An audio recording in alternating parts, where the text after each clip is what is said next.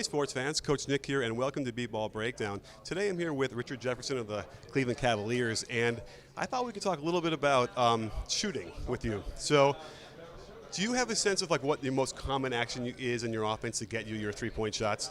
Well, a lot of times it's typically either a driving kick from one of our primary ball handlers, LeBron, Kyrie, Darren, or a lot of times it's a pick and roll where there's a big rolling, my man's forced to help, and then I slide up, and that's how you get a lot of corner threes.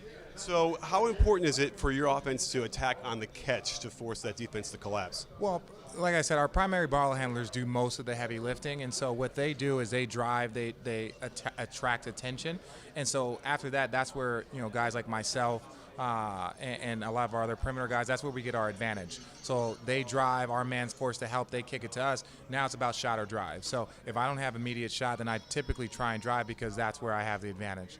So you're a veteran of the Princeton offense from way back in the day. Do you see a lot of similarities between the Cavaliers offense now and back then? Absolutely not. Absolutely not. The way we played with the Princeton was really a lot of ball movement, a lot of secondary action. We played through the post. That's what it is. You would throw it into the post and then you would slice and cut. Our offense there was probably more similar to Golden State Warriors, even the Boston Celtics, with some of their first and secondary action. And because we didn't have great one-on-one players, our team here has some amazing one-on-one players, some of the best I've seen.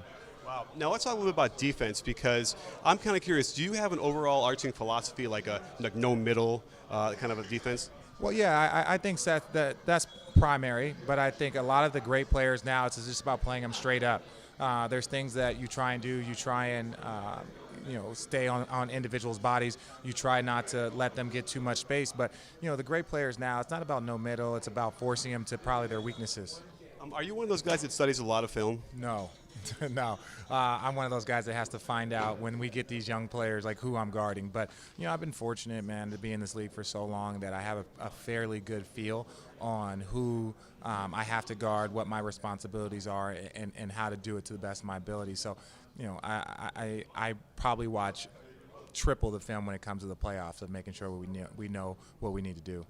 Last question. When you play with Jason Kidd compared to LeBron James, is there some sort of similarity to the way they, draw the attention and pass? Well, yeah, I think LeBron, obviously, with his ability to score, but just their ability to see the game before things happen, their anticipation for guys' tendencies and knowing how to get people the ball at the right moment. I think that's something that, probably, J. Kidd was the best of his generation.